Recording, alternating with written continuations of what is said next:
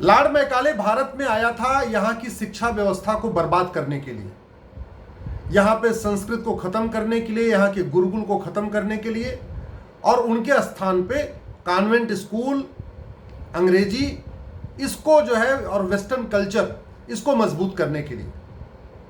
और वो बड़े आसानी से सब काम कर रहा था।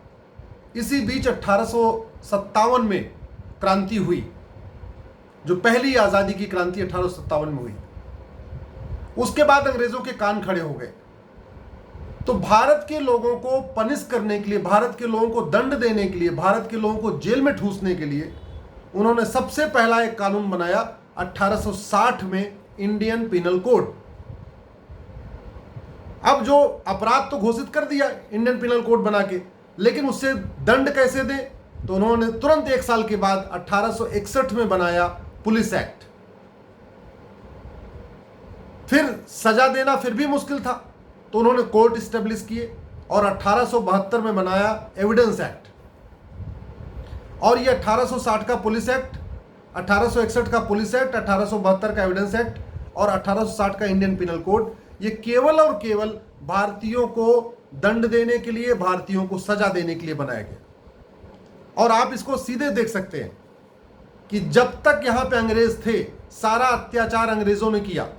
अंग्रेजों ने लाठी चलाया, अंग्रेजों ने डंडा चलाया, अंग्रेजों ने टैक्स वसूला, सब कुछ किया, लेकिन सजा होती थी भारतीयों को, जेल जाते थे भारतीय।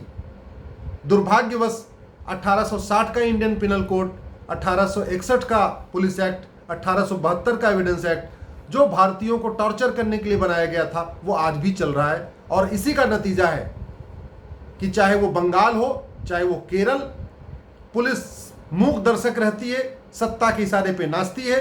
जब तक सत्ता का आदेश नहीं होता तब तक FIR दर्ज नहीं करती।